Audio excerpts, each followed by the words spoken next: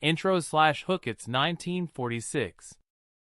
The war is over, soldiers are coming home, and the small border town of Texarkana, split between Texas and Arkansas, is ready to return to peace.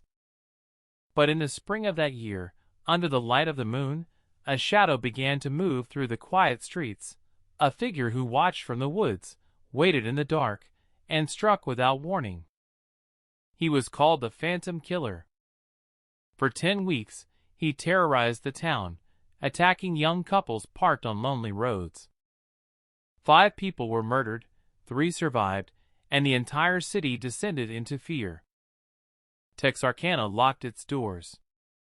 People bought guns, boarded windows, and refused to go out at night. And then, just as suddenly as he appeared, the Phantom was gone.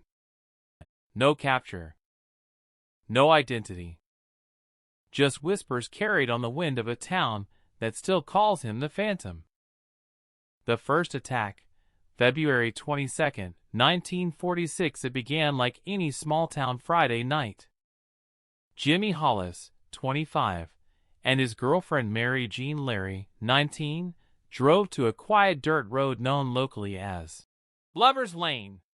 It was just after midnight when a man in a white cloth mask appeared from the darkness, 2 holes cut out for eyes.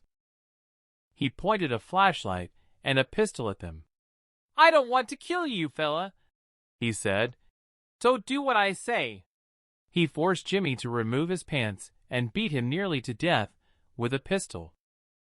Then he turned on Mary Jean, assaulting her, taunting her, and leaving her for dead. Miraculously, both survived. They described their attacker as a tall man wearing a white mask, calm and deliberate in his cruelty. It was brutal. But what no one knew was that this was just the beginning. The second attack, March 24, 1946. 4 weeks later, another young couple, Richard Griffin, 29, and Polly Ann Moore, 17, were found dead in their car on a remote Lover's Lane. Richard had been shot twice in the head. Polly Ann's body was partially outside the car.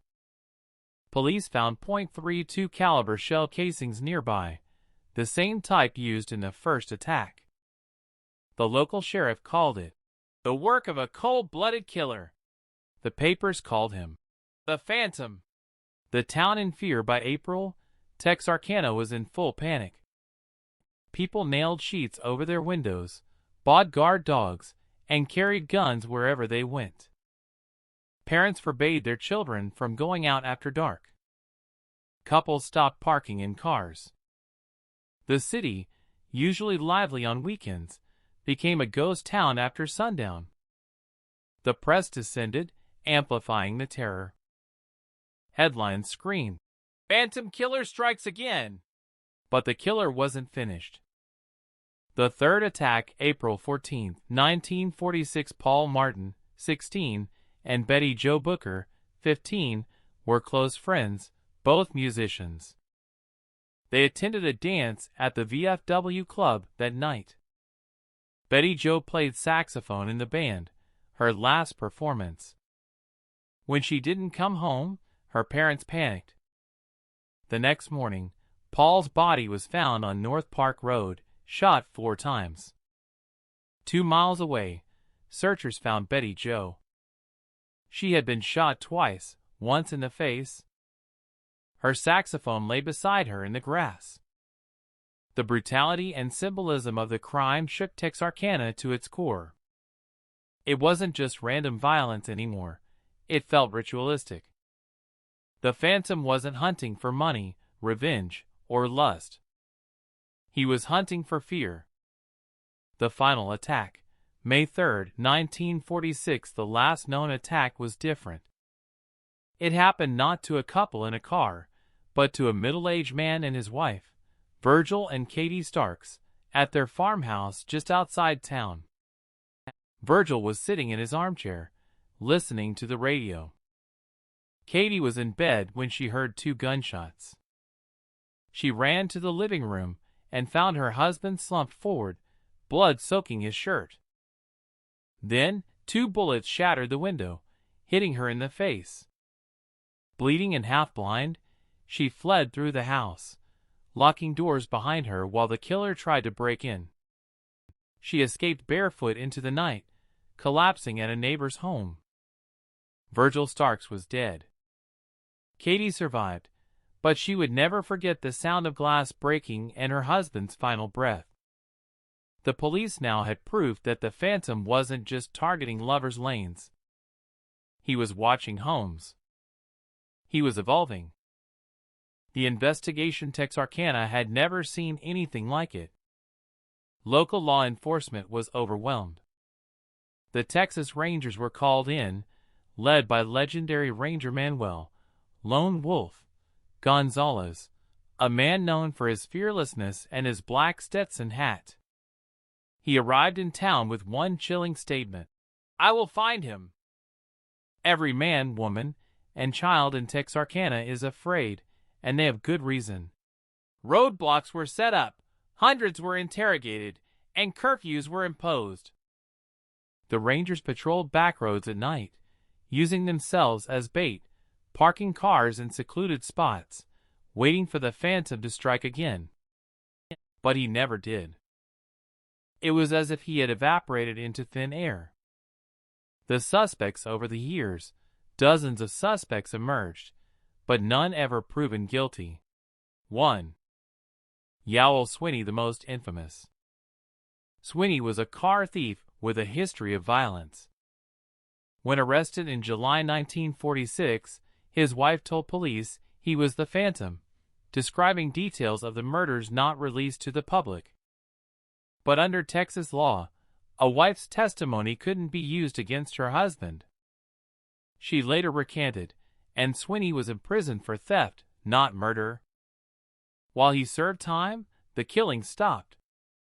Coincidence or confirmation? He was never officially charged, and when he died decades later, the case remained open. 2. The soldier theory. Some investigators suspected a returning World War II soldier suffering from trauma, explaining the military-style precision and calm. But with hundreds of servicemen passing through Texarkana after the war, narrowing it down was impossible. 3. The copycat theory. A few detectives believe there might have been 2 killers, one responsible for the Lovers Lane murders, another for the farmhouse shooting. The weapons differed slightly, as did the method. But no concrete link was ever established. The media and the myth. By summer 1946, the Phantom had become more legend than man. Journalists sensationalized every rumor. Gun sales skyrocketed. Theaters refused to show night screenings. Churches held vigils. Texarkana became known as the town that dreaded sundown. Decades later, that name would inspire a horror film, one that blurred truth and fiction so deeply that locals still debate what was real. Some saw the film as exploitation.